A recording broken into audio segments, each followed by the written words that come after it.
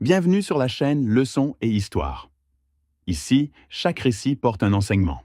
Aujourd'hui, nous nous rendons à Tulsa, Oklahoma, aux États-Unis, une ville bâtie sur le pétrole et la fierté, là où les fortunes surgissent du sol et les secrets survivent à leurs propriétaires. Nous allons suivre Sam Preston, 68 ans, professeur à la retraite, qui perd sa femme après 40 ans de mariage et découvre, lors de la lecture du testament, qu'elle a légué à leur fils la villa à plusieurs millions de dollars et à lui une ferme abandonnée qu'il n'a jamais mise les pieds de sa vie. Le fils n'a pas perdu une seconde. Il a donné à son père 22 jours pour vider les lieux. Ce que Marcus ignorait, c'est que cette ferme rouillée dissimulait un secret que sa mère avait mis 2 ans à construire, précisément pour le jour où il tenterait de détruire son propre père. Restez jusqu'à la fin, car cette histoire regorge de leçons. Mais avant de commencer, vérifiez que vous vous êtes déjà abonné à la chaîne et indiquez dans les commentaires de quelle ville vous regardez. Nous aimons vraiment savoir jusqu'où nos leçons parviennent. Maintenant, place à l'histoire. La table en acajou semblait trop grande pour 3 personnes. Sam Preston était assis d'un côté, Marcus et Jessica de l'autre, penchés en avant comme des spectateurs assistant à la finale d'un championnat. Hélène Sinclair, l'avocate chargée de la succession, avait pris place en bout de table. Notez ce détail. Le bout de table est la place de celui qui commande la salle. Hélène avait été invitée à s'asseoir là, elle s'y est simplement installée, et personne n'a protesté. Hélène ouvrit la chemise en cuir, ajusta ses lunettes et commença à lire avec le calme de quelqu'un qui a déjà traversé des centaines de successions et a compris que la meilleure façon de survivre au drame des autres est de n'en rien laisser paraître. Nous remercions tous les présents. Passons à la lecture du testament de Virginia Jenny Caldwell Preston, signé le 18 octobre 2021. 6 mois avant sa mort. Jenny savait. Elle avait tout planifié. À mon fils bien-aimé Marcus James Preston, je lègue le bien immobilier situé au 4217 Brentwood Circle, dans le quartier de Southern Hills, Tulsa, Oklahoma. Valeur estimée 3 500 000 $. Jessica laissa échapper un soupir discret. Marcus se redressa.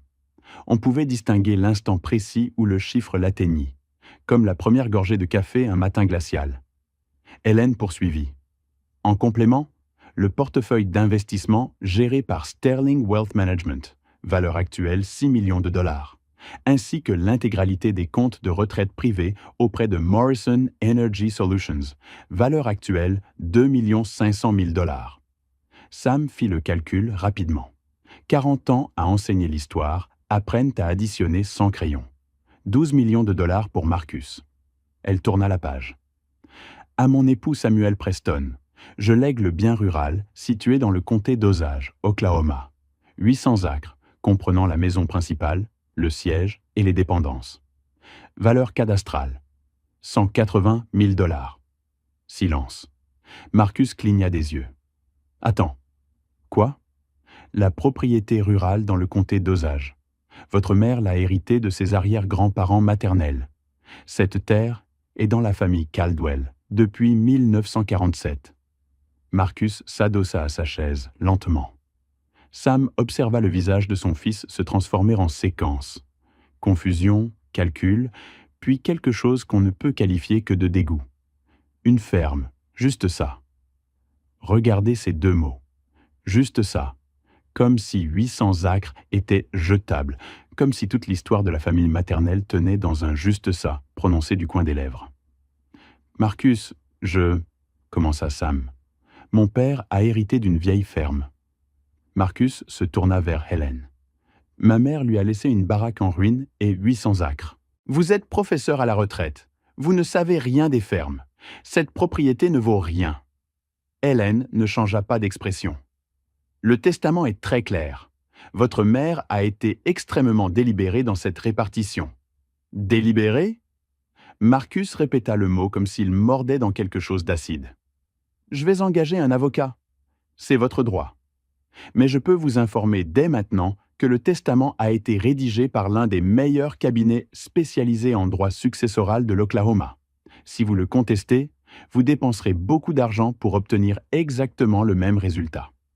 Il est important d'expliquer ici un point essentiel pour ceux qui ne connaissent pas le système américain.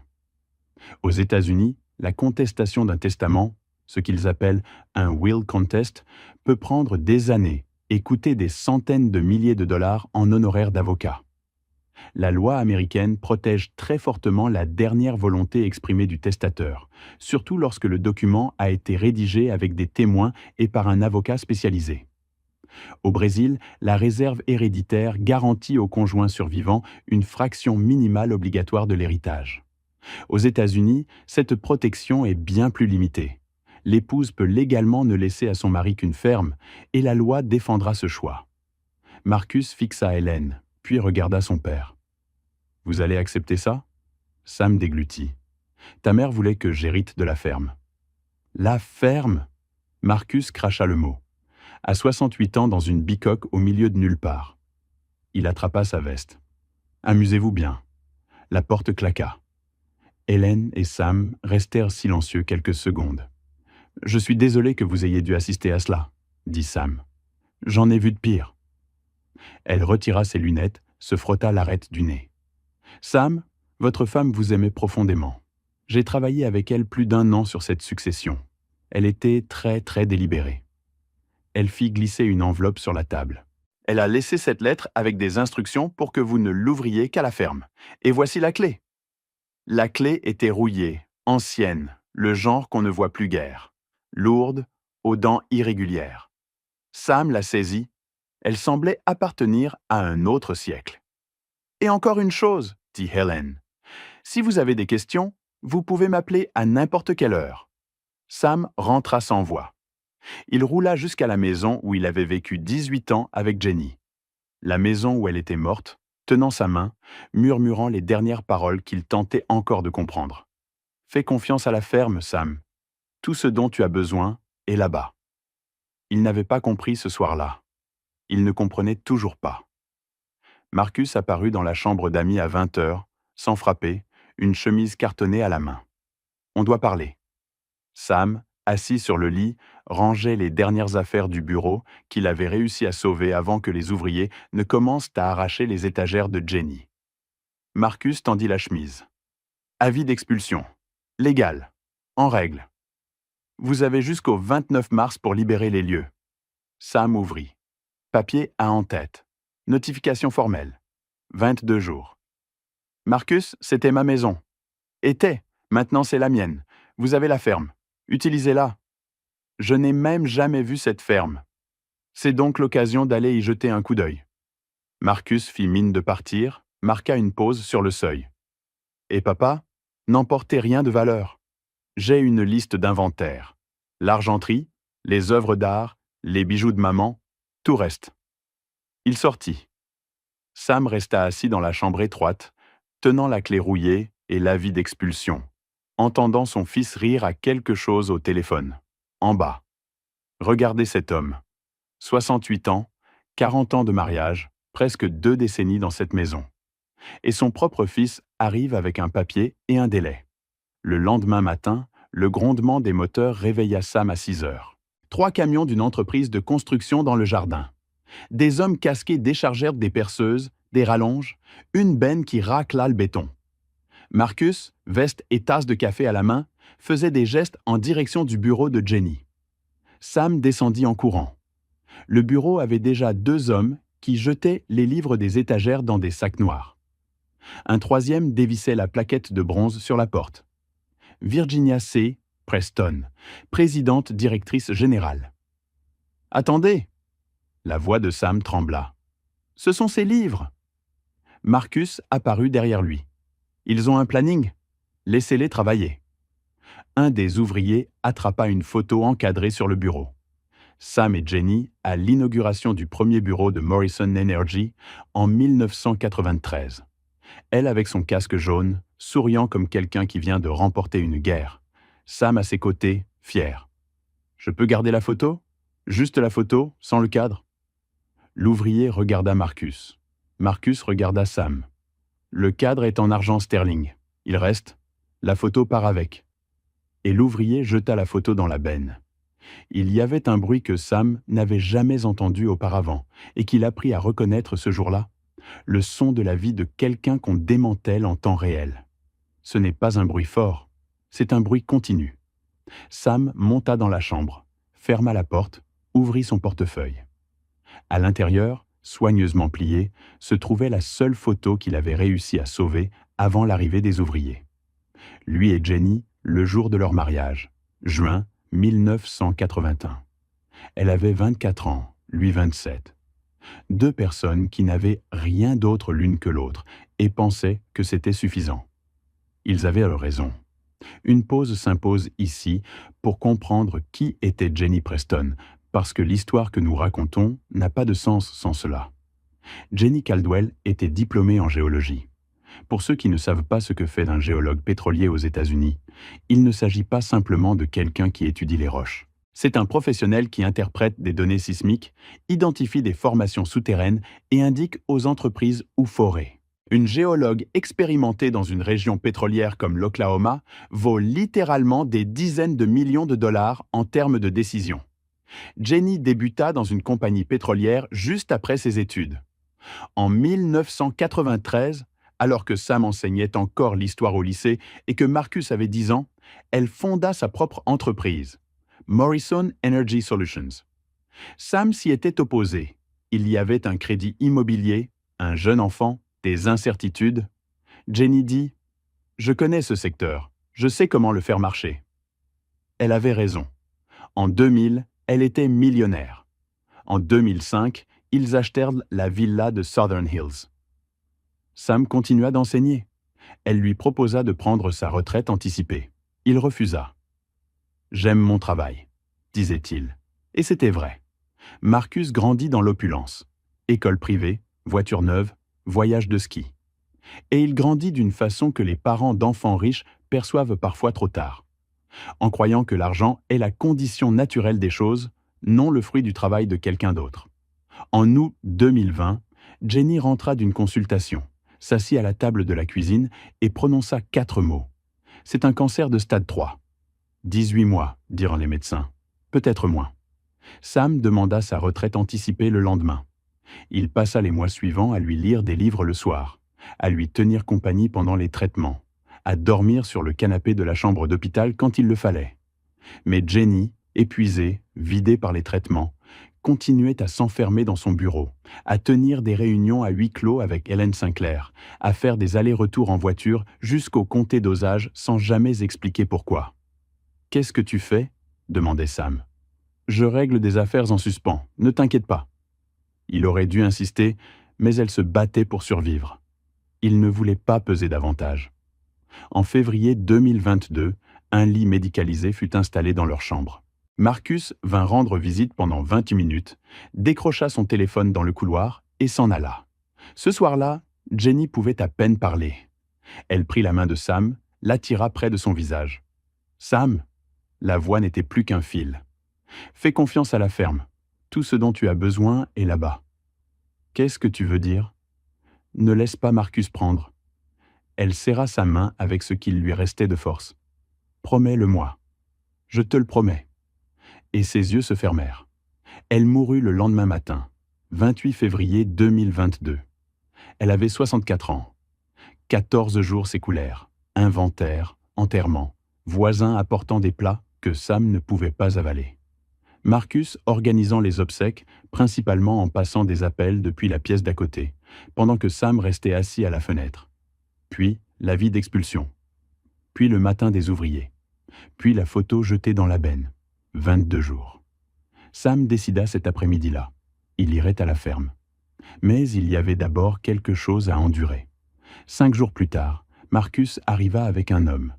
La cinquantaine bien mise, costume gris, porte-documents en cuir, cravate ajustée avec la précision de quelqu'un qui sait que l'apparence compte pour la moitié de l'argument.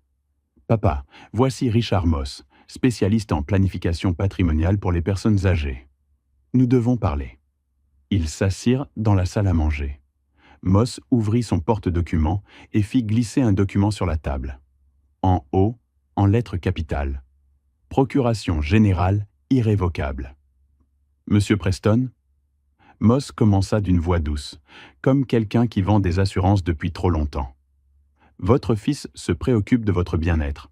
Ce document autorise Marcus à gérer vos finances, vos biens et vos décisions médicales pendant votre transition vers un environnement plus adapté. Sam saisit le document, le parcourut lentement. Le mandant accorde au mandataire une autorité irrévocable sur l'ensemble des comptes bancaires, des biens immobiliers, y compris les parcelles dans le comté d'Osage, des portefeuilles d'investissement et des décisions de santé, avec effet immédiat. Irrévocable, répéta Sam. Je ne peux pas changer d'avis après. C'est bien ça? Cela garantit la continuité des soins. Sam alla à la page 3, une section surlignée en jaune. Section 12, tutelle d'urgence. Dans l'hypothèse où le mandant serait jugé incapable d'administrer ses propres affaires, le mandataire pourra saisir le tribunal pour obtenir une tutelle pleine, sans préavis. Il faut marquer une pause ici. Aux États-Unis, la guardianship, la tutelle des personnes âgées, peut être initiée par un proche en alléguant que le senior ne peut plus gérer sa propre vie. Si le juge est d'accord, le tuteur prend le contrôle total. Biens, décisions médicales, jusqu'au lieu de résidence. Dans certains États américains, une ordonnance provisoire peut être rendue en 72 heures. Au Brésil, la procédure équivalente est la mise sous tutelle, qui existe aussi, mais exige des rapports médicaux détaillés et comporte davantage d'étapes de protection. La rapidité avec laquelle cela peut se produire aux États-Unis serait suffisante pour retirer une ferme du nom de quelqu'un avant qu'il comprenne ce qui lui arrive. « Vous voulez prendre le contrôle de la ferme ?» dit Sam. Marcus se pencha en avant. « Papa, il y a des arriérés de taxes, 15 000 $. Si vous ne payez pas avant mai, le comté met la propriété aux enchères. Signez ça et je règle tout. Vous n'avez plus aucun souci. Et si je ne signe pas ?» Marcus inclina légèrement la tête. « Alors nous procédons en vertu de la loi de l'Oklahoma. Votre fils peut saisir le tribunal pour une tutelle d'urgence au motif que vous avez 68 ans, que vous venez de perdre votre femme, que vous n'avez pas de revenus stables et que vous prévoyez de vivre seul dans une propriété rurale sans infrastructure. Un juge accorderait vraisemblablement une tutelle provisoire sur vos biens en 72 heures. » Sam regarda Marcus. Pendant une seconde, il chercha sur le visage de son fils le garçon de 8 ans qui avait pleuré quand son poisson rouge était mort, qui avait demandé à son père si ça faisait mal d'arrêter de nager. Il ne trouva rien. « Vous sortez tous les deux » dit Sam. Moss ferma son porte-document avec un claque sec. Marcus resta immobile. « Tu as 2 semaines, papa. Réfléchis bien. » La porte claqua. Sam resta seul dans la salle à manger, avec le document devant lui. Dehors, le bruit du moteur s'éloigna dans la rue. Gardez cette scène en tête. Un homme de 68 ans assis à sa propre table avec un papier que son fils avait apporté pour lui arracher tout ce qui lui restait. Moss était reparti satisfait. Marcus avait quitté les lieux en calculant. Et l'homme qui demeurait dans la salle ne savait pas encore que la femme morte 15 jours plus tôt avait prévu exactement cette scène. 5 jours plus tard, Sam sortait la poubelle quand une chemise tomba d'une corbeille débordante sur le trottoir. L'écriture de Jessica sur l'onglet « Papa, option de résidence ». Il ouvrit. À l'intérieur, des brochures colorées d'un établissement appelé Sunset Meadows Senior Living à Elk City, Oklahoma. La photo de couverture montrait un bâtiment bas en briques rouges pâles entouré de gazon brun. Les photos intérieures, réfectoire à lumière fluorescente, plateau en plastique, personnes âgées fixant une télévision éteinte. S'il existait une image décourageante, c'était celle-là. En dessous des brochures, un contrat imprimé. Nom du résident, Samuel Preston. Chambre partagée, LB. Mensualité, 2 800 $. Dépôt non remboursable, 600 $. Date d'entrée, 20 avril 2022. Autorisé par Marcus Preston, sous procuration. La ligne pour la signature du résident était vierge, attendant Sam. Puis il vit la date en bas du contrat. 28 janvier 2022. Sam relut. 28 janvier, 1 mois avant la mort de Jenny. Alors qu'elle était encore en vie dans le lit médicalisé, luttant pour chaque respiration, Marcus avait déjà signé le contrat pour interner son père. Notez ce détail. Pas après l'enterrement, pas après la lecture du testament. Avant, alors que Jenny respirait encore de l'autre côté du couloir. Sam photographia chaque page avec son téléphone, puis chercha l'établissement en ligne. Note 2,1 sur 5, 47 avis. Mon père a passé 6 heures dans un lit souillé sans soin. Ma mère a perdu 12 kg en 2 mois. On a dit que c'était de l'adaptation. L'alliance de mariage de ma mère a disparu. Aucune enquête, aucune excuse. Sam rangea son téléphone, rentra, s'assit au bord du lit d'amis, les yeux fixés sur la photo de Jenny sur la table de nuit. Elle avec son casque jaune, souriant comme quelqu'un qui vient de gagner une guerre. « Tu avais vu ça venir ?» pensa-t-il. « Tu le savais ?» 11 jours avant l'échéance, l'enveloppe arriva par courrier. Arriéré de taxes du comté d'Osage. 18 570 $. Échéance en mai. Propriété mise aux enchères publiques en cas de non-paiement. Sam alla au salon. Marcus était sur le canapé, son téléphone à la main. « Vous m'avez dit 15 000 ?» Marcus ne leva pas les yeux. « Majoration et pénalité, c'est les impôts. Ma retraite, c'est 2 100 $ par mois. » « Je sais. » Marcus leva finalement les yeux. « C'est pour ça que j'ai une proposition. 50 000 $ comptant.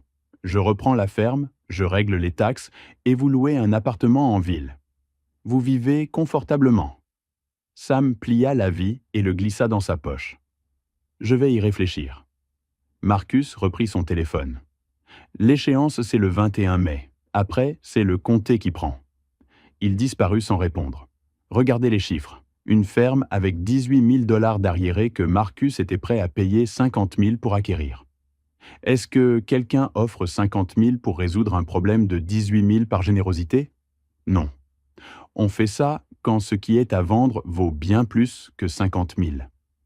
Sam ne savait pas encore combien de plus, mais il commençait à avoir des soupçons. Ce soir-là, Hélène Sinclair appela. « Sam, je peux vous parler une minute ?» Il alla sur la véranda de derrière.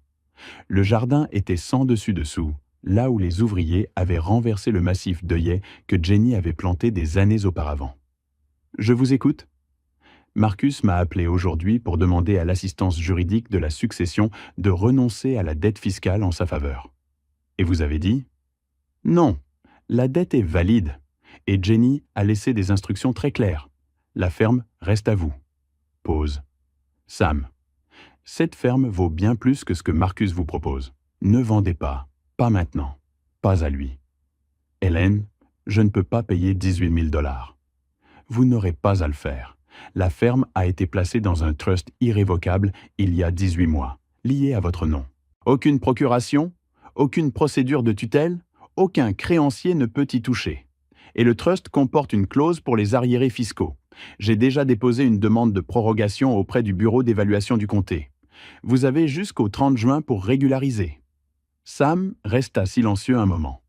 Voici un point qui mérite explication, pour ceux qui ne sont pas familiers avec le droit américain. Un trust irrévocable est comme un coffre-fort juridique avec le nom du bénéficiaire gravé dessus. Une fois créé, même son fondateur ne peut le dissoudre. Un bien placé dans un trust irrévocable ne passe pas par une succession, ne peut pas être saisi pour des dettes personnelles du bénéficiaire et est pratiquement invisible dans les procédures judiciaires. Au Brésil, l'instrument le plus proche serait une holding familiale ou une donation avec clause d'inaliénabilité, mais aucun n'offre la même protection immédiate. Jenny n'avait pas seulement rédigé un testament, elle avait construit un coffre-fort. « Marcus pousse aussi fort parce qu'il sait quelque chose que j'ignore ?» dit Sam. « Oui. » La voix d'Hélène fut ferme. Et Jenny le savait aussi. C'est pourquoi l'enveloppe existe. Sam, allez à la ferme le 29. Ouvrez l'enveloppe. Tout ce dont vous avez besoin est là-bas. Dans 2 jours, dit-il. Dans 2 jours. Le lendemain matin, Hélène le convoqua à son cabinet. Dans la salle de réunion, elle fit glisser une autre enveloppe sur la table, le nom de Sam écrit dessus, dans l'écriture penchée de Jenny. Elle joignit les mains. « Elle m'a demandé de remettre ceci le 28 mars, un jour avant votre départ pour la ferme. » Sam la prit.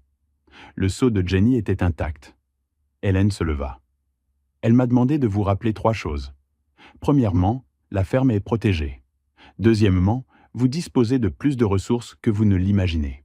Troisièmement, elle s'interrompit. Elle a dit « Dis-lui que je veille encore sur lui-même depuis là où je suis. » Sam fixa l'enveloppe longuement. « Merci, Hélène. »« Ce n'est rien. » Elle se leva. « Allez à la ferme demain, Sam, et ne laissez pas Marcus vous suivre. » Aux premières lueurs du jour suivant, Sam était allongé dans la chambre d'amis quand il entendit des moteurs dans le jardin de derrière. Il était 6h30. Une pelleteuse jaune arrachait le jardin de roses de Jenny. 20 ans de plantation déracinée en quelques minutes.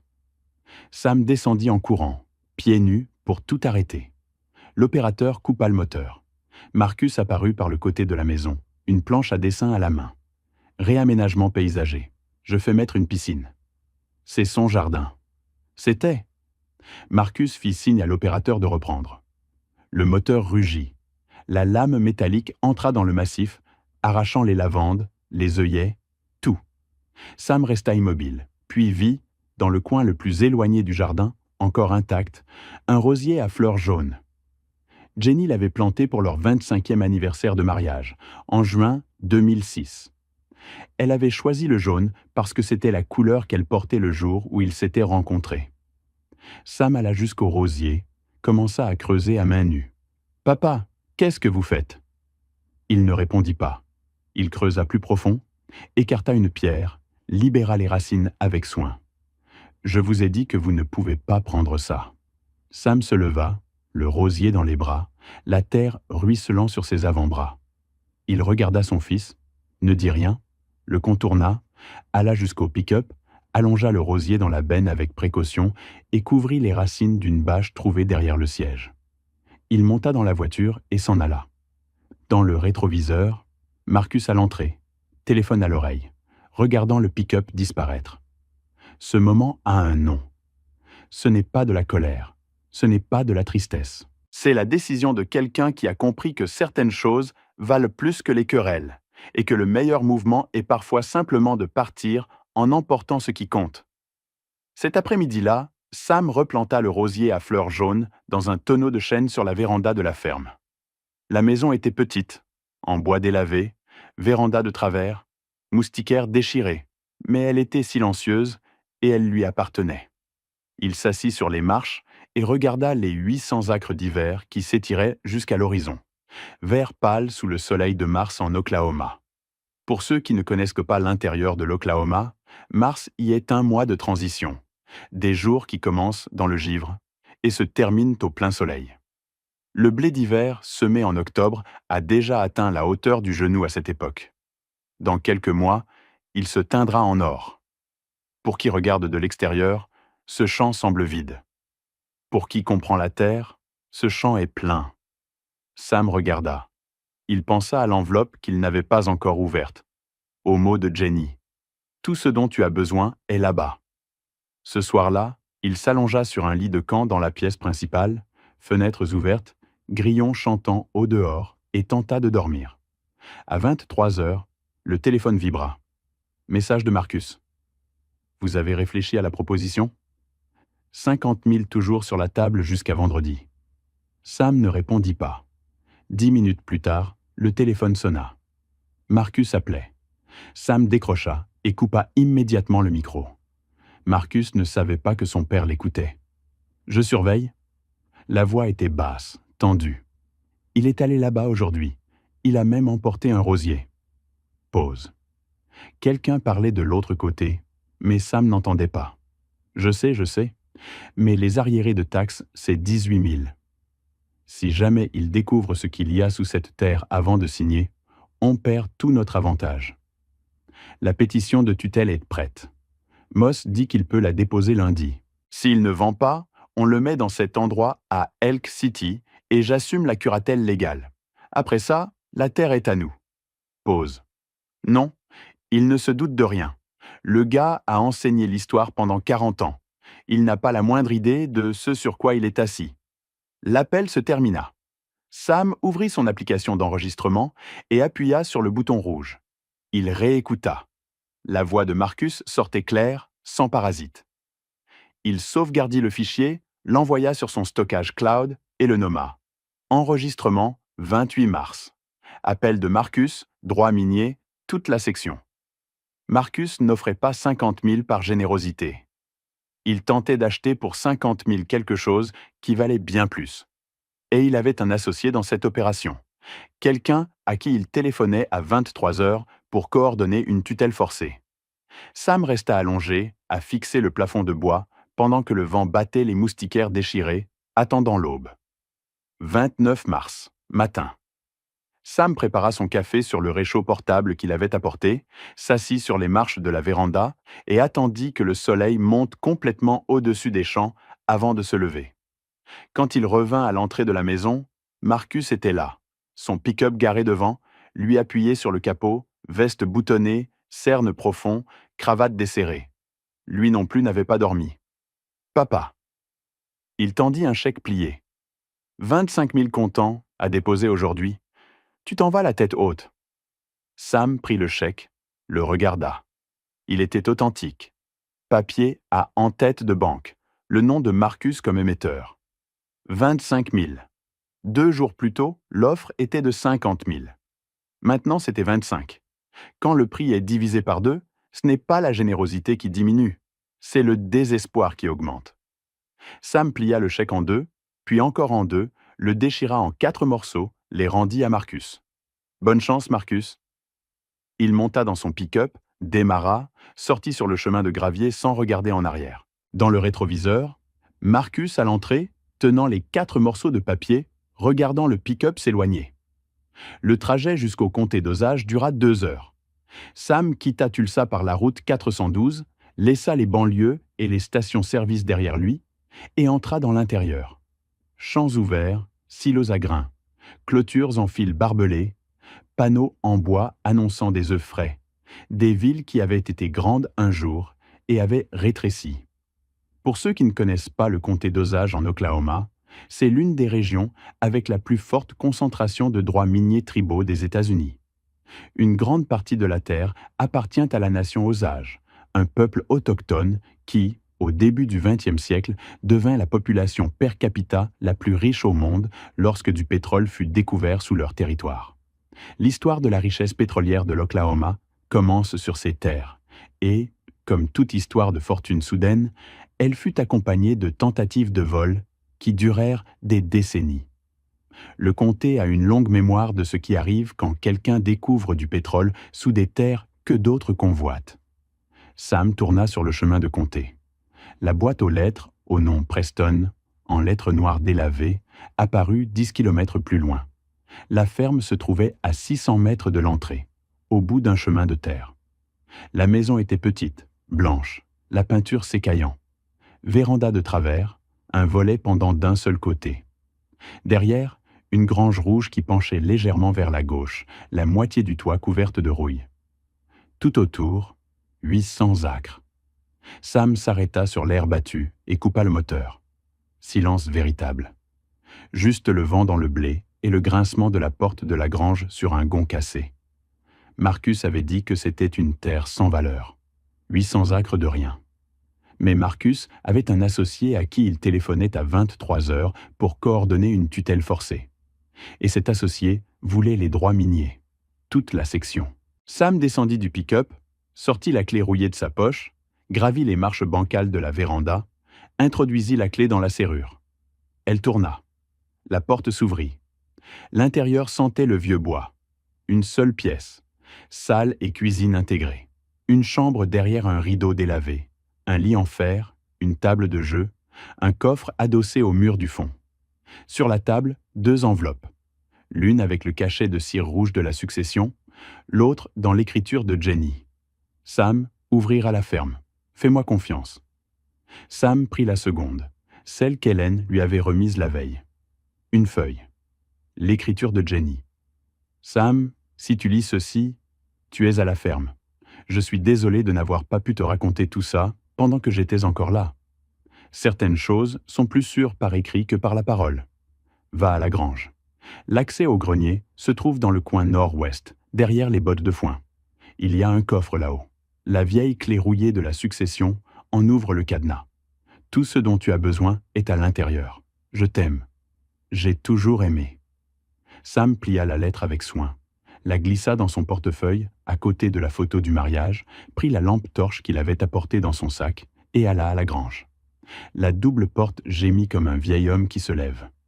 L'intérieur était dans la pénombre. Odeur de foin sec et d'huile de moteur. Un vieux tracteur pourrissant dans un coin, pneus à plat, carrosserie rouillée, des bottes de foin empilées le long du mur ouest. Sam alla dans le coin nord-ouest, derrière les bottes, une échelle fixée au mur. Il monta avec la lampe. Le grenier était bas, plein de toiles d'araignée, de carton, d'une chaise cassée. Sam balaya le faisceau dans l'espace jusqu'à trouver, dans le coin le plus éloigné, recouvert d'une bâche en toile de lin, un coffre militaire, vert olive délavé, cadenas massif en laiton. Sam introduisit la clé rouillée. Le cadenas s'ouvrit avec un clac. Il souleva le couvercle. À l'intérieur, 4 chemises, chacune avec une étiquette de la main de Jenny. Étude géologique. Chemise rouge. Marcus. Preuve. Fraude. Complot. Chemise bleue. Victor Hartmann. Complot. Document du trust. Par-dessus les chemises, une enveloppe scellée. Le nom de Sam, dans l'écriture penchée de Jenny. Les mains de Sam tremblèrent en brisant le cachet. Sam, si tu lis ceci, je suis parti et Marcus a déjà tenté de s'emparer de la ferme. Je dois que tu saches 3 choses. Première, Marcus nous a volé 370 000 $ sur une période de 7 mois. Il a falsifié ma signature sur des ordres de virement, transféré l'argent via des comptes fantômes et menti à notre comptable. La chemise rouge contient tout. Relevé bancaire, photos de surveillance, documents avec signature falsifiée. J'ai découvert tout ça en septembre 2021. Je n'ai pas confronté Marcus. J'ai tendu un piège. Deuxième, Marcus est en collusion avec un dirigeant du secteur pétrolier nommé Victor Hartmann depuis septembre 2021. Leur plan consiste à te faire interner dans un établissement pour personnes âgées par le biais d'une tutelle frauduleuse, à prendre le contrôle de la ferme comme curateur légal et à vendre la terre à Victor. La chemise bleue contient les emails, les contrats, les virements bancaires, tout ce qu'il te faut pour les neutraliser tous les deux. Troisième, cette ferme est assise sur une formation calcaire mississippienne. Les études géologiques estiment 25 millions de dollars de pétrole récupérable. J'ai négocié un partenariat avec Morrison Energy. Il fort sans frais pour toi. Tu gardes 75% des redevances nettes, environ 2 à 3 millions de dollars par an. Les documents du trust expliquent tout. La ferme est dans un trust irrévocable, lié à ton nom. Marcus ne peut rien y faire, ni procuration, ni tutelle, ni créancier. La section 47 du trust contient une clause éthique. Si Marcus conteste le testament, tente une fraude ou conclut un accord avec Victor Hartmann, il perd l'intégralité de son héritage et fait face à des poursuites fédérales. Hélène a des copies. Le gouvernement fédéral a des copies. Sam, je sais que ça fait mal. Je sais que tu veux croire que Marcus est encore le petit garçon qui m'aidait à planter des fleurs dans le jardin. Mais il a fait ses choix, et j'ai passé plus d'1 an à construire des murs pour te protéger de ses choix. Protège cette terre, c'est ton avenir. Je t'aime plus que je n'ai jamais su le dire. Fais confiance à la ferme. Jenny. Sam lut la lettre 3 fois. Il resta assis sur le plancher du grenier, le dos contre le coffre, les yeux levés vers la poutre de bois au-dessus de lui. 370 000 $. 18 mois. Des comptes fantômes, des signatures falsifiées, pendant qu'il lui lisait des livres le soir, pendant qu'il dormait sur le canapé de la chambre d'hôpital, pendant qu'il lui tenait la main lors des traitements. Marcus était chez lui, dans le bureau, en train de virer de l'argent sur des comptes fantômes. Sam ouvrit la chemise rouge. La première page était une chronologie écrite à la main par Jenny, d'une écriture ferme. 15 juillet 2021. 45 000 $ retirés du compte opérationnel de Morrison Energy. Signature falsifiée.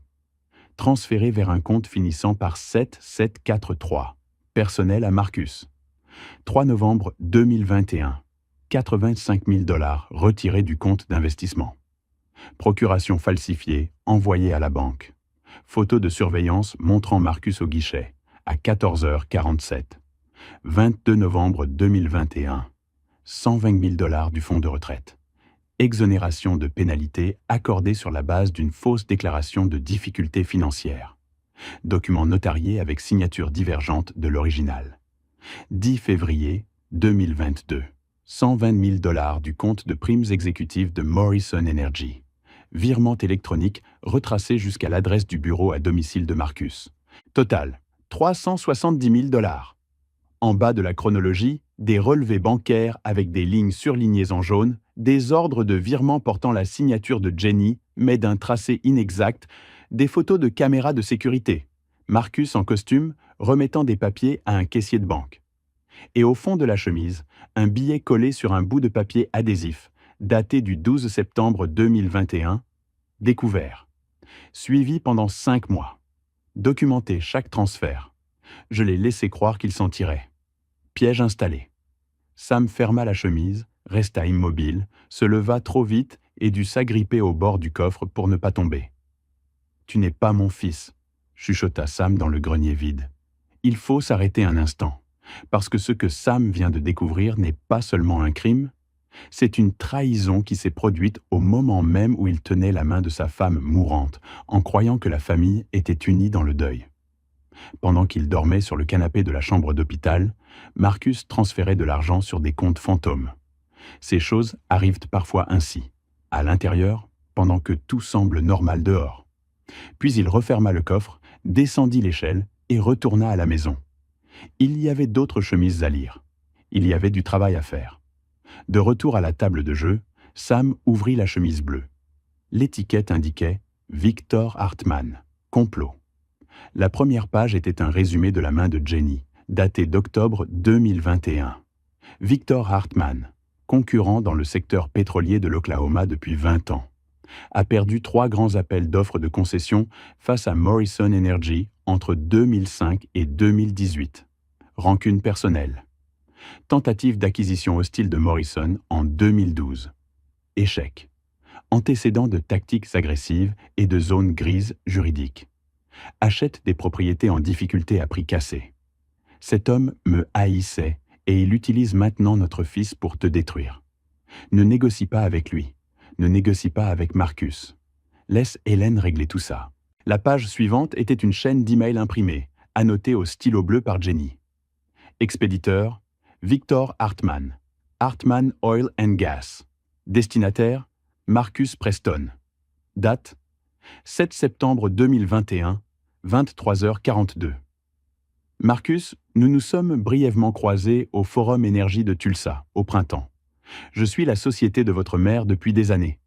Je vous contacte parce que je crois qu'il y a une opportunité d'affaires.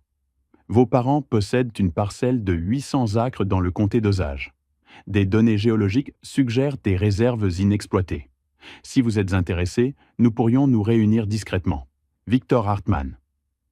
Jenny avait cerclé le mot « discrètement » et écrit dans la marge « signal d'alarme ». Il connaissait les réserves avant Marcus. La réponse de Marcus, datée du 9 septembre, « Victor, intéressé. Mes parents ne connaissent pas la valeur de cette terre. Qu'est-ce que vous proposez ?» Jenny avait écrit en dessous « Marcus nous a vendu en une phrase ».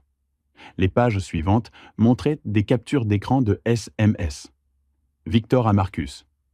J'ai besoin de l'étude géologique. Vous pouvez accéder au fichier de votre mère ? Marcus. Elle garde tout sous clé. Je vais essayer. Victor. Le temps, c'est de l'argent.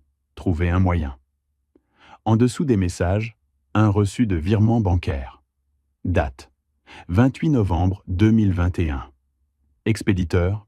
Hartmann Oil and Gas. Destinataire. Marcus Preston. Montant, 50 000 $. Description. Service de conseil. Jenny avait écrit en lettres capitales. Premier paiement. Marcus est devenu un informateur rémunéré contre sa propre famille. Regardez ce chiffre, 50 000 $. Voilà pourquoi Marcus avait commencé. Pas par rancœur, pas par idéologie. Pour 50 000 $ et la promesse de davantage. La dernière feuille de la chemise bleue était un email de Victor à Marcus, daté du 5 mars 2022, 5 jours après la mort de Jenny. Marcus, il est temps de conclure. Je te verserai 5 millions en liquide. le titre de vice-président chez Hartmann Oil et 20% des redevances nettes sur la parcelle dosage, quand nous l'aurons acquise. En échange, tu t'assures que ton père signe le transfert de la ferme dans les 90 jours suivant son décès. Utilise ce qu'il faut. Tutelle, pression financière. Ce qui vient. La méthode ne me préoccupe pas. C'est le résultat qui compte. Réponse de Marcus. Même date. Victor, marché conclu. J'ai déjà fait des recherches sur des établissements. Il y a un endroit à Elk City, Sunset Meadows. Si mon père résiste, je demanderai une tutelle d'urgence. Je le ferai signer une procuration et la ferme me reviendra en tant que curateur. Ensuite, je te la vends au prix convenu. Je vise avril ou mai. Sam posa la chemise sur la table, fixa le mur de bois délavé. Marcus avait répondu à cet email 5 jours après la mort de sa mère. 5 jours. Pendant que Sam n'arrivait toujours pas à dormir correctement, pendant qu'il entendait encore la voix de Jenny chaque fois qu'il fermait les yeux. Marcus coordonnait par email quel établissement utiliser pour interner son père. Il était 19 h quand Sam entendit des pas sur la véranda. 3 coups à la porte. Il ouvrit.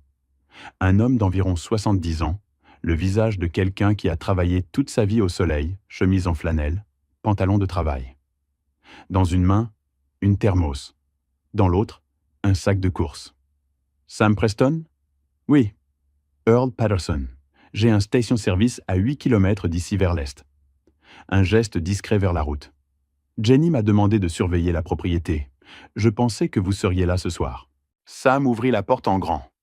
Earl déposa la thermos et le sac sur la table de jeu. Du sac sortit un sandwich emballé, une lampe de poche à piles et un rouleau de papier hygiénique. Le genre de présent que seul quelqu'un qui comprend le concret pense à apporter. Pas d'électricité ici, pas d'eau non plus.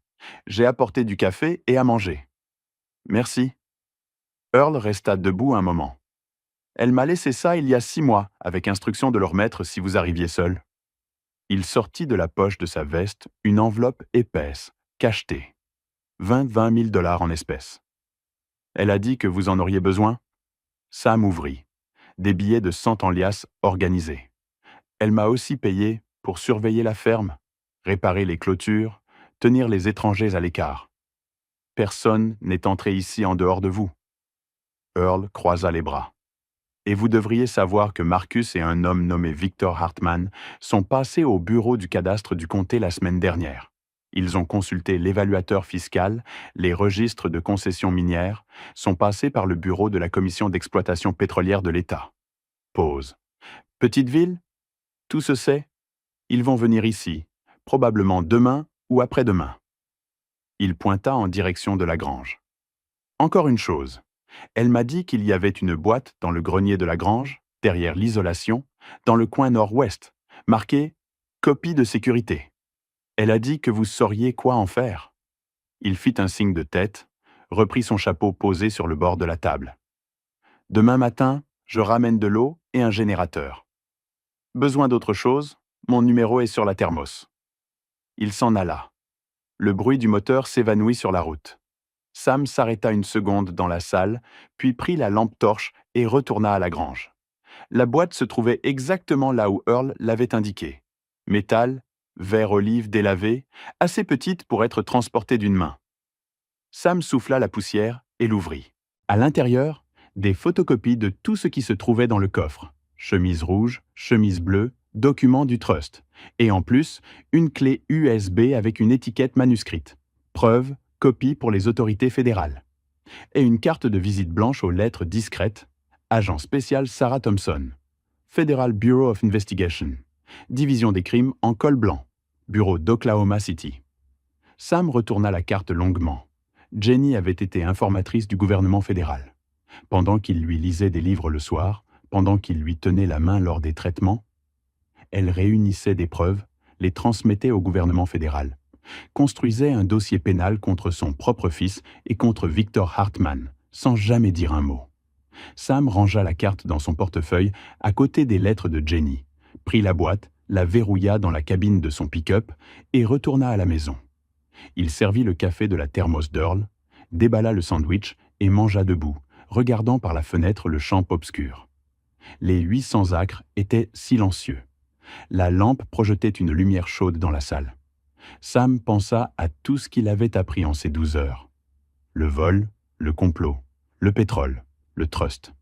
Marcus et Victor tournant comme des prédateurs autour de quelque chose qu'ils ne pouvaient pas voir, mais savaient être là. Et Jenny construisant des murs, mois après mois, épuisés par les traitements. Des murs invisibles autour de l'homme qui ne savait pas en avoir besoin. Sur le rebord de la fenêtre, Sam avait posé un verre avec 3 tiges coupées du rosier à fleurs jaunes de la véranda. Elles brillaient doucement dans la lumière de la lampe. Il ferma les yeux et, pour la première fois depuis des semaines, dormit. Le lendemain, Marcus et Victor allaient reprendre frapper à la porte de cette ferme, et ils n'auraient pas la moindre idée de ce qui les attendait de l'autre côté. 31 mars, 10 heures du matin. Sam réparait la rampe de la véranda quand il entendit le bruit de pneus sur le chemin de gravier. 2 véhicules, le son souple et précis d'un moteur de berline de luxe, l'autre lourd, diesel, probablement un gros pick-up. Il posa le marteau posément, rentra dans la maison, glissa son téléphone dans la poche droite avec l'enregistrement de Marcus déjà chargé et revint sur la véranda. Une Mercedes noire s'arrêta dans l'air battu. Marcus en sortit, costume, cravate, lunettes de soleil. La posture de celui qui arrive pour conclure une affaire qu'il considère réglée avant même d'avoir commencé.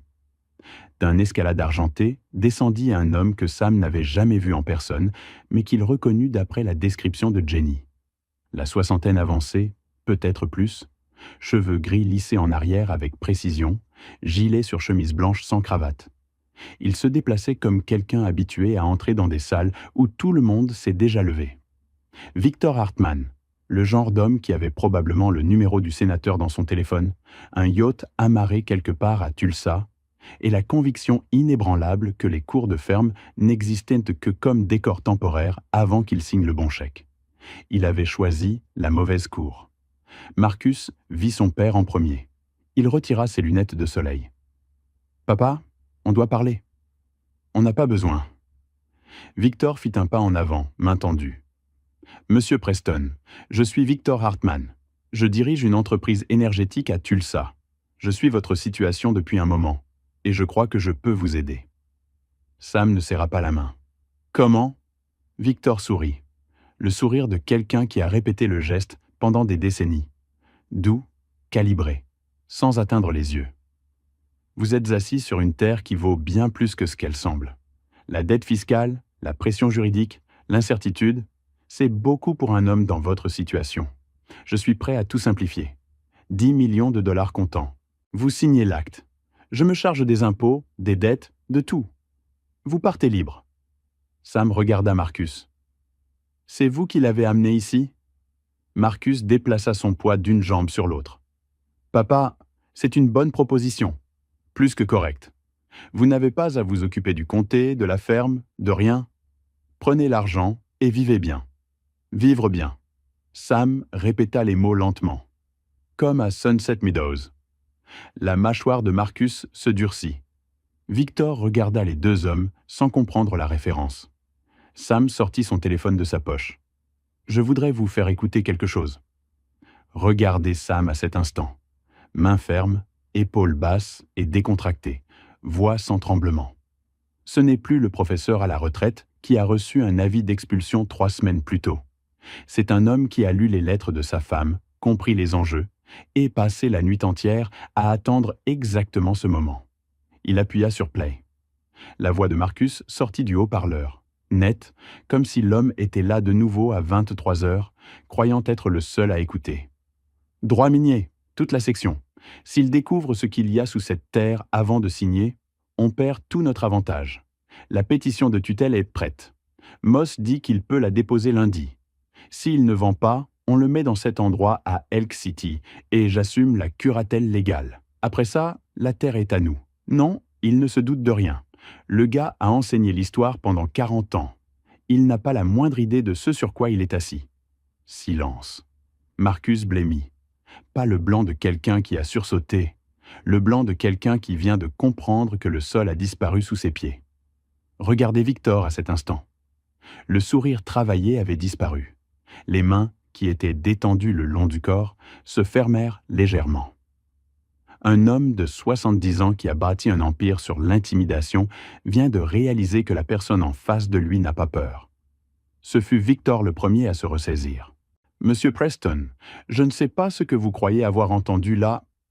J'ai entendu mon fils planifier de me faire interner frauduleusement dans un établissement pour personnes âgées afin de me voler cette propriété et de vous la vendre. » Sam fixa les yeux de Victor. « Droit minier, toute la section, c'est ce qu'il a dit.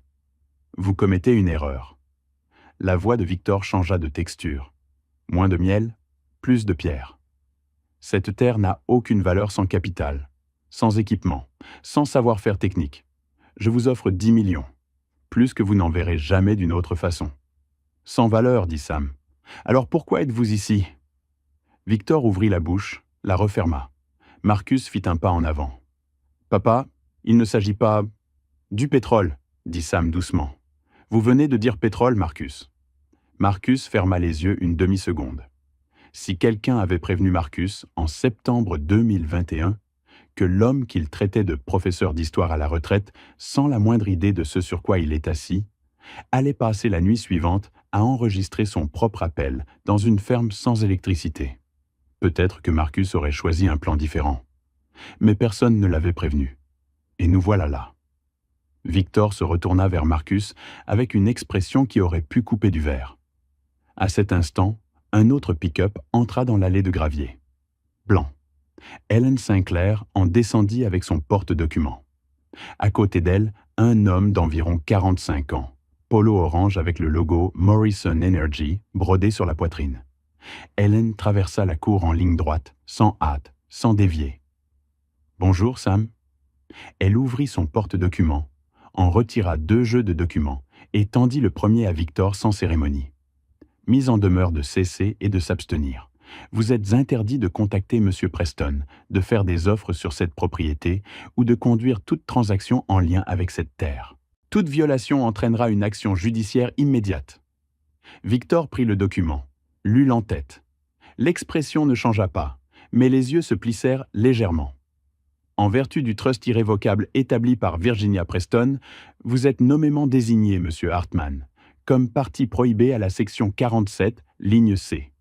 Toute tentative de Marcus Preston de transférer, vendre ou négocier cette propriété avec vous ou toute entité que vous contrôlez entraîne la perte immédiate de l'héritage de Marcus et expose les 2 parties à des accusations fédérales de fraude. Un détail mérite attention ici. Jenny n'avait pas rédigé un trust générique. Elle était allée dans le bureau d'un avocat spécialisé, épuisé de chimiothérapie, et avait prononcé le nom de Victor Hartman. Elle avait fait inscrire son nom dans le document légal, pour que le jour venu, il n'y ait place à aucune interprétation, aucune manœuvre. Le nom était là, imprimé, avec force de loi. C'est ce qu'on appelle de la prévoyance, de la part de quelqu'un qui ne se fiait pas à la seule chance. Victor regarda le document pendant quelques secondes. Il ne dit rien. Hélène se tourna vers Marcus et lui tendit le second jeu de documents. « Pour vous, monsieur, notification d'enquête pour violation du trust. Si vous poursuivez toute procédure de tutelle, tout mécanisme de procuration ou tout accord avec M. Hartman, vous perdez tout. La villa, les investissements, les comptes de retraite, les 12 millions, l'intégralité reversée à la succession de votre père. » Marcus regarda les feuilles. Ses mains tremblaient légèrement. L'homme aux côtés d'Hélène fit un pas en avant. « David Morrison, président-directeur général de Morrison Energy. » Il tendit la main à Sam. « Monsieur Preston, votre épouse et moi avons finalisé un partenariat d'exploitation il y a 6 mois. Morrison Energy démarre les opérations sur cette propriété dans 60 jours. Vous conservez 75% des redevances nettes. Le contrat a été signé hier par votre avocate sur la base de l'autorité conférée par les documents du trust. » Il regarda Victor. « Nous avons déjà déposé les demandes de concession minière auprès de la Commission pétrolière et gazière de l'État de l'Oklahoma. Les demandes concurrentes de M. Hartman ont été rejetées.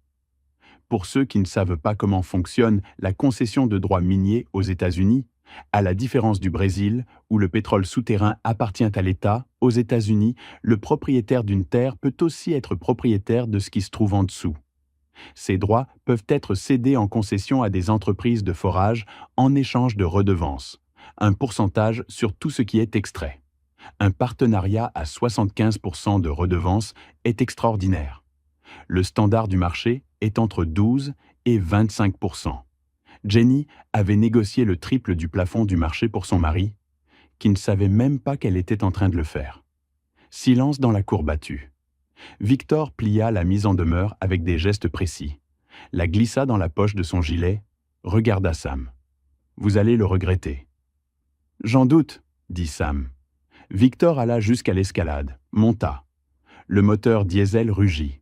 Le pick-up sortit sur le gravier sans hâte, comme quelqu'un qui n'est pas en colère, qui calcule simplement son prochain mouvement. Mais il n'y avait plus de prochain mouvement.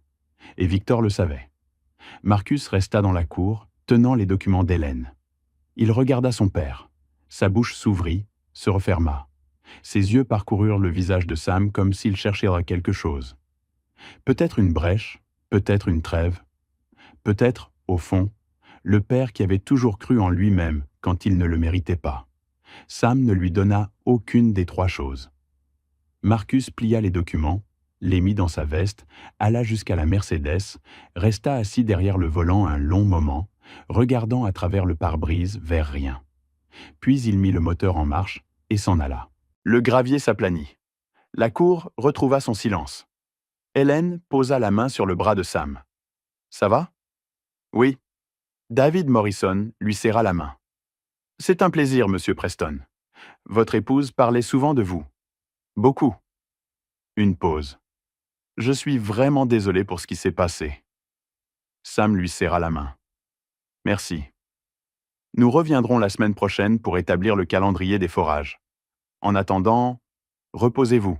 Vous l'avez mérité. » Ils s'en allèrent. La cour se vida. Le vent fit ployer le blé. La porte de la grange gémit sur son gonds cassé. Le rosier à fleurs jaunes se balança doucement dans le tonneau de chêne sur la véranda. Sam s'assit sur les marches. C'était fini. Marcus était parti. Victor était parti. Et lui était encore debout. Il murmura tout bas, pour personne et pour quelqu'un en même temps. « On a réussi, Jenny. » Le vent emporta les mots sur le champ. 3 avril, 15 heures.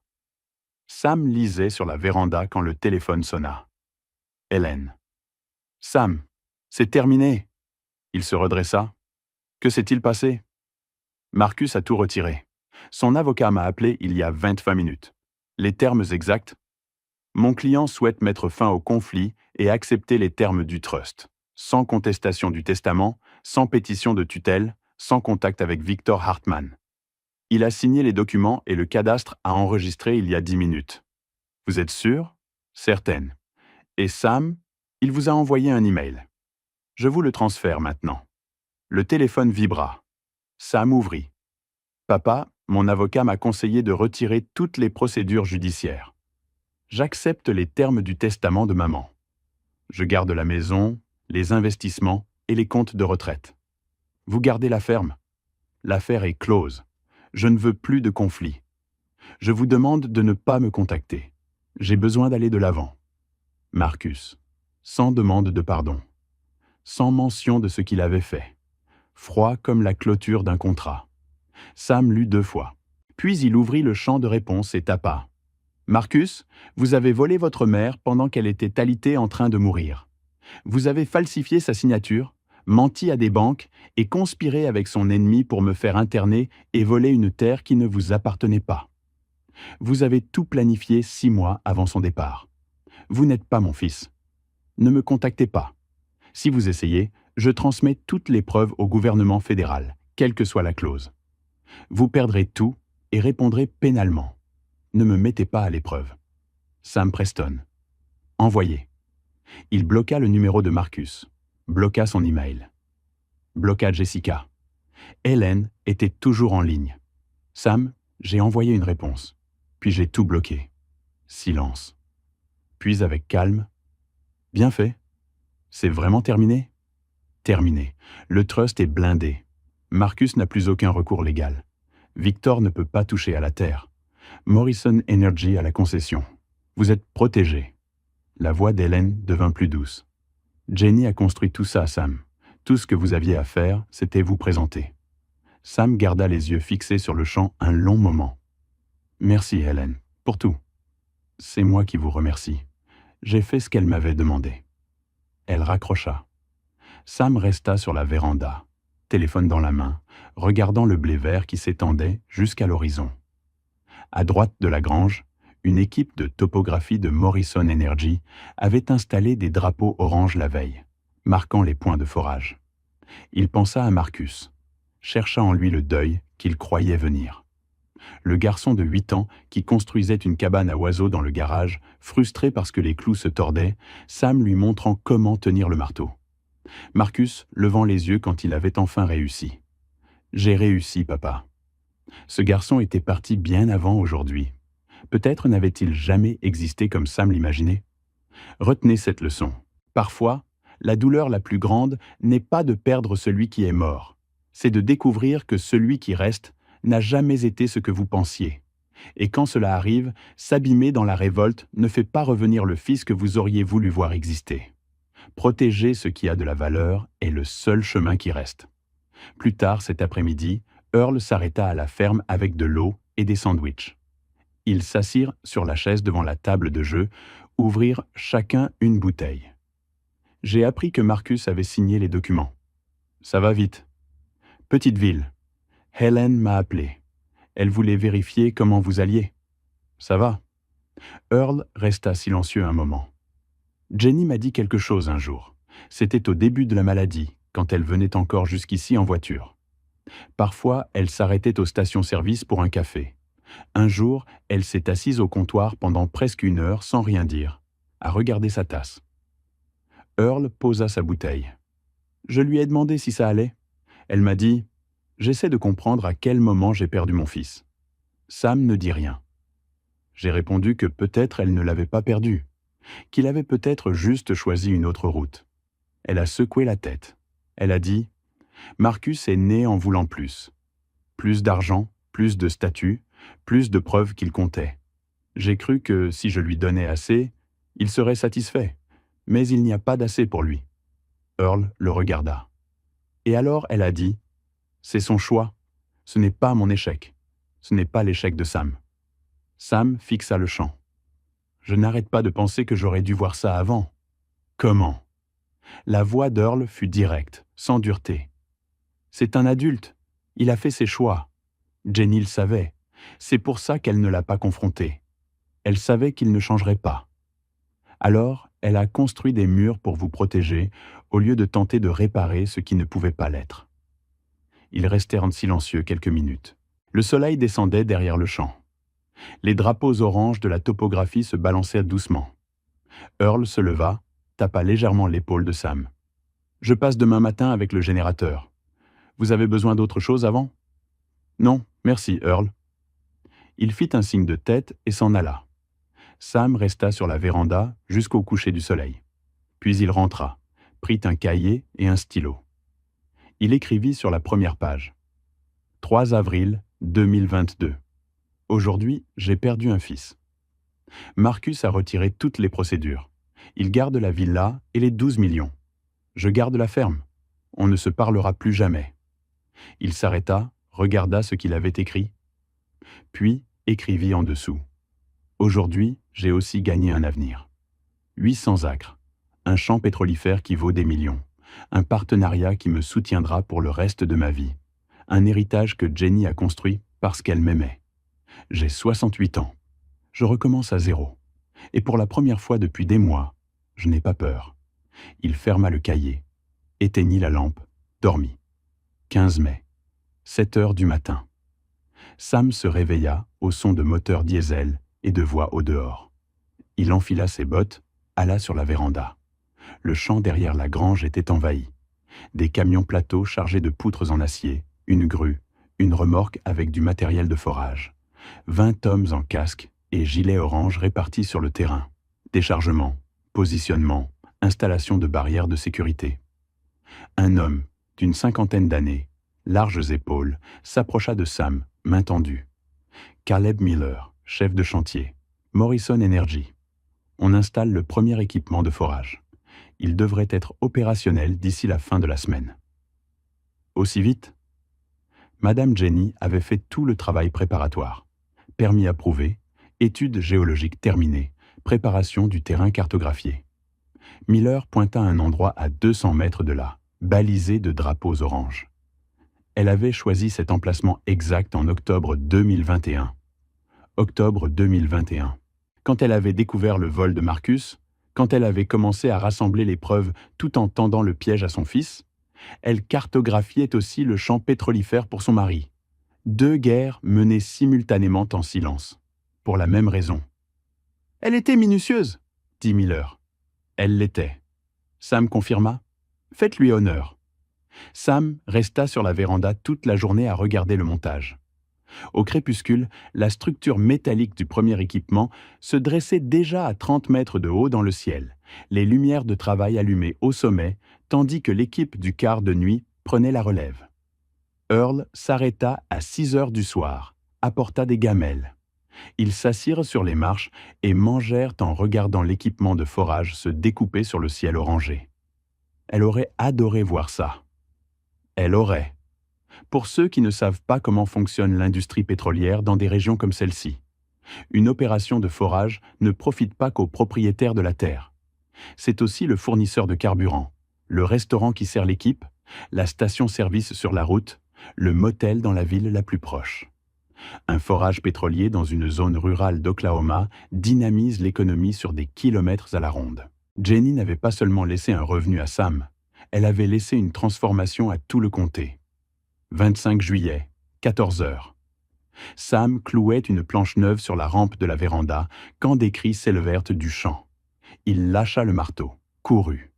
L'équipe s'était rassemblée autour de l'équipement de forage. Embrassades, applaudissements. Caleb Miller vit Sam arriver et agita le bras largement. « On l'a trouvé, monsieur Preston. Ça sort. » Sam arriva au bord de la zone de travail. Dans un bac de collecte, un liquide noir coulait en filet continu. Épais, brillant. Pétrole. Estimation préliminaire, 800 barils par jour. Caleb dit « C'est fort, très fort. » Sam regarda le liquide noir s'écouler. Ça ne ressemblait pas à 25 millions de dollars. Ça ressemblait à de la boue. Mais ce n'était pas de la boue. C'était le futur que Jenny avait dessiné quand lui-même ne savait pas encore qu'il en avait besoin. C'était 40 ans de mariage transformés en quelque chose qui continuait d'exister après elle. Quelqu'un ouvrit une caisse de bière. L'équipe fêta. Sam resta immobile, la gorge serrée, les yeux humides. Il murmura « Merci, Jenny ». Le vent emporta les mots. 10 août, en fin d'après-midi. Earl arriva à la ferme, téléphone à la main, avant même d'avoir coupé le moteur. « Vous avez vu les infos ?» Sam réparait la porte de la grange. « Non, quoi ?» Earl retourna son téléphone. Une journaliste à la télévision, devant un immeuble de bureau à Tulsa. Le titre en bas de l'écran. « Dirigeant pétrolier arrêté. Accusation fédérale. » Sam prit le téléphone, appuya sur Play. Victor Hartman, président-directeur général de Hartman Oil and Gas, a été arrêté ce matin par des agents du FBI au siège de la société à Tulsa. Les procureurs fédéraux ont présenté des accusations de fraude électronique, de complot en vue de commettre une fraude et d'espionnage industriel. Selon les documents judiciaires, l'enquête a été initiée en 2020 sur la base d'éléments fournis par Virginia Caldwell Preston, fondatrice de Morrison Energy Solutions, qui a agi comme informateur confidentiel du gouvernement fédéral jusqu'à son décès en février de cette année. Sam mit la vidéo en pause. Jenny avait été informatrice du gouvernement fédéral. Pendant 16 mois, rencontrant des agents, transmettant des preuves, construisant un dossier pénal contre Victor tout en faisant de la chimiothérapie, pendant que Sam lui lisait des livres le soir, sans jamais dire un mot. « Tu ne savais pas ?» Earl dit « Pas une question. »« Non.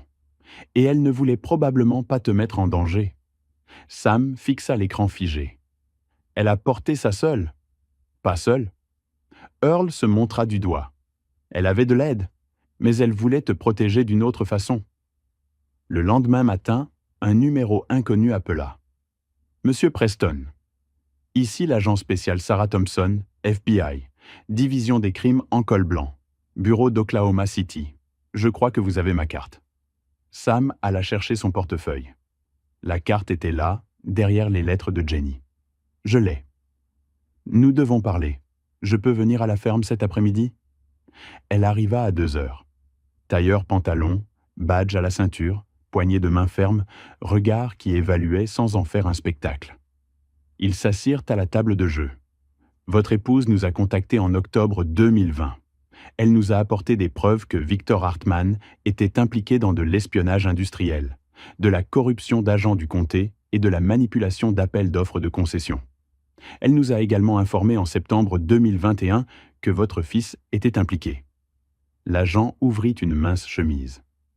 Virginia Preston était l'une des informatrices les plus méthodiques avec lesquelles j'ai jamais travaillé. Chaque email, chaque virement, chaque réunion, documentée. Elle a continué à nous fournir des informations pendant 16 mois, même après le diagnostic, même dans les derniers mois. Sam fixa la table. Elle ne m'a jamais rien dit. Ce n'aurait pas été sûr. Moins il y avait de personnes au courant, mieux c'était pour l'affaire. Et pour vous. Marcus, vous l'avez approché? Après l'arrestation de Hartmann, nous lui avons offert l'immunité en échange d'un témoignage. Il a accepté. Sam se tut. Il ne va pas en prison. L'immunité signifie qu'on ne le poursuit pas pour le complot et la fraude électronique. Mais ce n'est pas une sortie propre. L'agent referma la chemise. Il va perdre sa licence comptable. Sa réputation dans le secteur est déjà détruite. S'il ment dans sa déposition, l'accord tombe et on ajoute le parjure aux accusations précédentes. J'aurai besoin de votre témoignage aussi, en tant que victime. Le schéma de tutelle frauduleuse, le contrat de l'établissement signé alors que votre femme était encore en vie, les enregistrements que vous avez faits, tout cela corrobore ce qu'elle a documenté. Quand? La semaine prochaine, à notre bureau d'Oklahoma City. Je serai présente. L'agent se leva, tendit la main. Votre épouse a accompli quelque chose d'extraordinaire, Monsieur Preston. Elle vous a protégé, elle a bâti un dossier et elle a contribué à mettre hors circuit l'un des opérateurs les plus corrompus du secteur pétrolier de l'Oklahoma. Vous devriez être fier d'elle. Je le suis chaque jour. Elle s'en alla. Sam resta assis à la table, longtemps après son départ. 16 mois, traitement, examen, jours où elle pouvait à peine s'asseoir. Et pendant ces jours-là, elle avait des réunions avec des agents fédéraux, des emails auxquels répondre, des preuves à organiser. Certaines personnes aiment en faisant ce qu'elles peuvent. D'autres aiment en faisant plus qu'elles ne devraient pouvoir. Jenny était du second type. Et cette différence est précisément ce qui sépare ceux qui traversent la vie de ceux qui transforment la vie de ceux qui restent. 18 août. Dans la boîte vocale, un message de Marcus. Sam l'écouta pendant les 3 premières secondes avec l'enthousiasme de quelqu'un qui ouvre une facture de téléphone en janvier. « Papa, c'est Marcus. Le gouvernement fédéral m'a contacté. Il me propose l'immunité si je témoigne. Je ne sais pas quoi faire. Pouvez-vous me rappeler ?» Sam effaça le message sans rappeler. Entre nous, Marcus, qui avait engagé un spécialiste en tutelle de personnes âgées, montait un schéma avec un dirigeant pétrolier, préparait des documents d'internement pendant que sa mère respirait encore, orchestrait une opération de plusieurs mois pour voler une ferme, a finalement dû avoir recours à la boîte vocale de son père. Il y a une justice poétique dans tout cela qu'aucun scénariste n'aurait inventée. Quelques jours plus tard, Hélène appela. Marcus a signé l'accord d'immunité. Il va témoigner contre Victor. L'ordre des comptables de l'Oklahoma lui a retiré son agrément ce matin. Le cabinet dans lequel il travaillait l'a licencié. Son nom a été cité dans la presse économique de Tulsa. La villa peine à trouver preneur. Le scandale colle à la propriété. Une pause. Et Jessica est partie.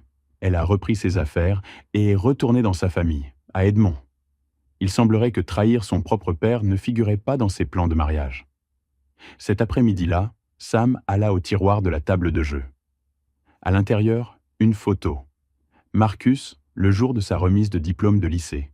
Toge, toque, large sourire. Sam l'avait conservé pendant tout ce temps. Pendant l'avis d'expulsion, pendant la réunion avec Moss, pendant la confrontation dans la cour. Une sorte d'encre vers la version du fils qui existait avant tout ça. Mais cette version-là était bien loin derrière. Il plia la photo, la déchira en 4 morceaux. Il alla jusqu'au tonneau d'incinération qu'Earl avait installé près de la grange, craqua une allumette et jeta les morceaux dedans. Le papier s'enroula, noircit, se réduisit en cendres. « Tu as choisi ton chemin, » dit Sam doucement. « J'ai choisi le mien. » La fumée monta sur le champ. L'équipement de forage continuait à clignoter au loin. 15 septembre 2023. Le courrier arriva avec le facteur. Une grosse enveloppe, le logo de Morrison Energy à l'en-tête. Sam signa le reçu, rentra dans la maison, s'assit à la table de jeu, l'ouvrit. À l'intérieur, un chèque et un rapport de 2 pages. Il lut d'abord le rapport. Morrison Energy Solutions. Rapport de redevance. Période, deuxième trimestre 2023, avril à juin. Production, 72 000 barils. Prix moyen par baril, 68 $. Chiffre d'affaires brut, 4 896 000 $. Coûts opérationnels, 1 200 000 $. Revenu net, 3 696 000 $. Redevance de Samuel Preston, 75%, 2 772 000 $. Sam relut, 2 772 000 $. En 3 mois. Il prit le chèque. Le papier était réel. Le nom imprimé sur la ligne du bénéficiaire était le sien. Il resta 20 minutes assis devant ce chèque sans bouger. Pour donner une référence, 2 700 000 $ convertis en réels, équivalent à plus de 14 millions, en 3 mois. D'une ferme que Marcus avait qualifiée de 800 acres de rien. Parfois, l'erreur de jugement de ceux qui veulent nous détruire est le plus grand cadeau que la vie nous offre. Sam appela Hélène. Le chèque est arrivé. Excellent. Félicitations, Sam. Sérieusement, Hélène. Qu'est-ce que Jenny ferait avec ça? Silence bref. Puis, vous connaissez déjà la réponse? Il la connaissait. Novembre 2023. Hélène convoqua une réunion au cabinet. Sam arriva en avance. Une femme d'une quarantaine d'années l'attendait déjà, cahier ouvert sur la table. Sam, voici Laura Brennan, spécialiste en fondation à but non lucratif. Elle va nous aider à structurer ce que vous avez en tête. Laura tendit la main. Dites-moi votre vision. Sam ouvrit le cahier qu'il avait apporté. Des pages couvertes de notes prises au fil de semaines de nuit sur la véranda de la ferme. 3 piliers. Éducation, entrepreneuriat et santé. Éducation. Des bourses de 5 000 $ pour les étudiants du comté d'Osage qui veulent aller à l'université mais n'ont pas les moyens. Priorité aux sciences, à l'ingénierie et à la géologie, les domaines dans lesquels Jenny travaillait. Laura nota. Entrepreneuriat. Des subventions de 22 000 $ pour les habitants de la région qui veulent ouvrir un commerce, restaurant, boutique, service. Sans intérêt, sans obligation de remboursement, mais avec l'obligation d'embaucher des gens du coin. C'est difficile à administrer, dit Laura. Il faudra des critères clairs et un suivi. Très bien. Pour ça, je vais vous engager. Elle sourit légèrement. 3e pilier, soutien aux patients atteints de cancer. Payer ce que l'assurance ne couvre pas. Transport vers les spécialistes, hébergement quand il faut se déplacer dans une autre ville, médicaments coûteux. Jenny a lutté pendant 18 mois. J'ai vu les factures arriver. Beaucoup de familles ne tiennent pas. Pour ceux qui ne connaissent pas bien le système de santé américain, même avec une assurance, une famille confrontée à un traitement contre le cancer aux États-Unis peut accumuler des dizaines de milliers de dollars de frais non couverts. Transport vers des cliniques spécialisées, hébergement loin de chez soi, médicaments à prix élevés, perte de revenus pendant le traitement. Un fardeau financier qui détruit souvent les familles au même moment où la maladie les dévaste émotionnellement. Laura ferma son cahier. Un nom. Sam n'hésita pas. Fondation Virginia Jenny Caldwell Preston. 12 avril 2024. Le centre communautaire du comté d'Osage était plein. 150 personnes sur des chaises pliantes, parents, étudiants, enseignants, propriétaires de petits commerces de la région. Une banderole sur la scène. Fondation Virginia Jenny Caldwell Preston. Première cérémonie annuelle de bourse. Sam était dans les coulisses avec Hélène quand la coordinatrice de l'événement s'approcha. « Dans 5 minutes, Monsieur Preston. » Il regarda par l'entrebâillement du rideau. Les 50 premières rangées étaient occupées par des jeunes habillés pour la circonstance, chemises repassées, robes soignées. 50 étudiants, 50 enveloppes contenant 5 000 $ chacune. 250 000 $ de potentiel de vie distribués un après-midi d'avril dans un comté que le reste du monde connaît à peine. Hélène lui toucha le bras. Prêt? Prêt? Il monta sur scène. La salle se tut. Regardez Sam à cet instant. 70 ans à peu près. Chemise repassée, pantalon de travail. Il ne porte pas de costume. Il n'en portait pas non plus le jour où il avait affronté Marcus et Victor dans la cour battue. Il se tient sur une scène devant 150 personnes et ressemble exactement à ce qu'il est. Un homme qui n'a pas besoin de vêtements pour occuper un espace. Je m'appelle Sam Preston. La plupart d'entre vous ne me connaissent pas, mais vous connaissez peut-être mon épouse Jenny. Elle a grandi à 20 km d'ici. Elle a travaillé dans les champs pétrolifères de l'Oklahoma pendant 40 ans. Elle a fondé sa propre entreprise de rien, et elle n'a jamais oublié d'où elle venait. Sam s'arrêta. Jenny croyait que la richesse n'est pas ce qu'on garde, c'est ce qu'on donne, que tout le monde mérite une chance, que parfois la différence entre une vie qui décolle et une vie qui piétine, c'est quelqu'un qui arrive au bon moment, la main tendue. Il regarda les premières rangées. Aujourd'hui, nous remettons 50 bourses. Ça ne couvre pas tout, mais c'est un début. Et ce que je vous demande en retour est simple. Étudiez dur, travaillez dur. Et quand vous aurez atteint là où vous voulez aller, souvenez-vous d'où vous venez. Aidez le prochain qui en aura besoin. La salle applaudit. Hélène appela les noms un par un. Chaque étudiant montait, recevait l'enveloppe, serrait la main de Sam. Certains souriaient, d'autres retenaient visiblement leurs larmes. Le dernier nom, Émilie Toucher, 18 ans, cheveux sombres attachés, mains légèrement tremblantes. Quand elle monta sur scène, prit l'enveloppe et regarda Sam, elle dit simplement « Merci, Monsieur Preston. Je veux étudier l'ingénierie pétrolière, comme Madame Jenny. Je veux lui ressembler. » Sam regarda cette jeune fille. Il pensa à Jenny, à 24 ans, sortant de l'université avec un diplôme de géologie et une offre d'emploi, pleine de certitudes sur ce qu'elle accomplirait dans le monde. « Ne lui ressemblez pas, » dit Sam doucement. « Soyez meilleure, telle qu'elle aurait été si elle avait eu ce que vous allez avoir. » La jeune fille hocha la tête, les larmes sur le visage, et s'en alla. Quand la cérémonie se termina, les parents vinrent, poignées de main, remerciements, histoire d'enfants qui avaient renoncé à faire des études faute d'argent et qui allaient maintenant revenir. Sam écoutait chacun, mais intérieurement, il était ailleurs. Il était dans une chambre d'hôpital en février 2022, tenant une main qui devenait de plus en plus légère, entendant une voix de plus en plus ténue lui dire « Fais confiance à la ferme, Sam. Tout ce dont tu as besoin est là-bas. » Ce soir-là, de retour à la ferme, Sam s'assit sur la véranda à regarder les équipements de forage clignoter dans le champ.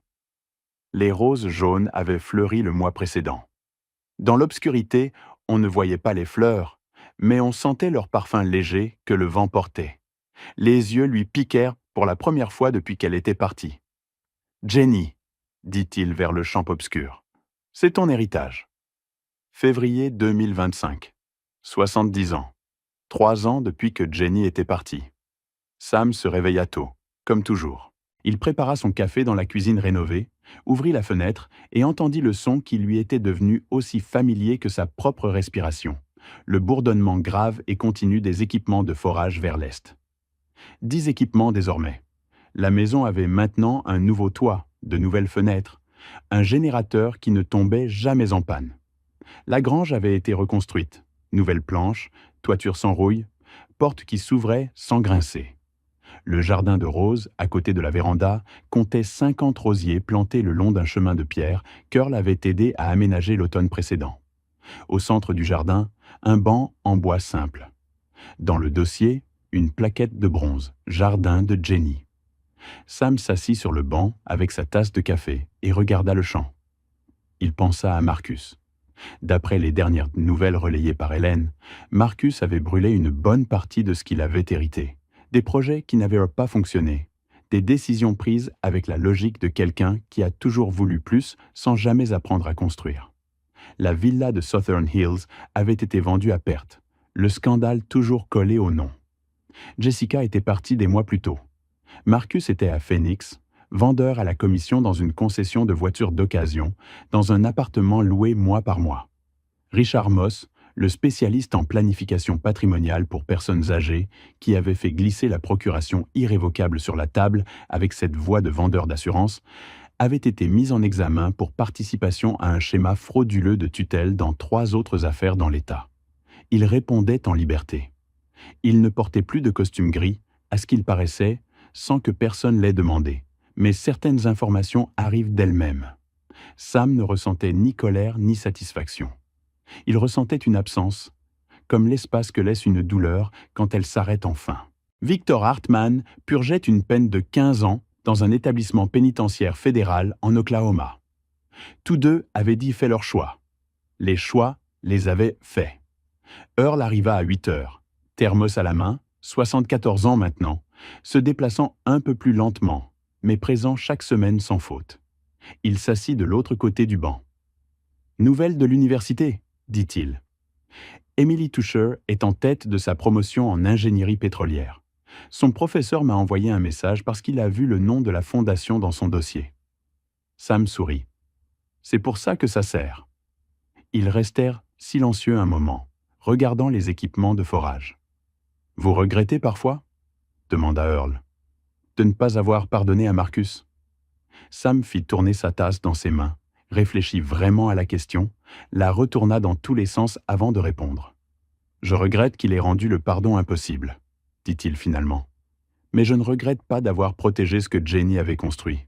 Elle a mené une guerre dont je n'avais même pas conscience. Le minimum que je pouvais faire était de la mener à terme. Earl garda le silence un moment. Elle avait bien choisi, dit-il doucement. Après le café, Sam rentra, ouvrit le coffre, sortit les lettres de Jenny, celles de la succession, celles du grenier de la grange, les billets qu'elle avait cachés un peu partout.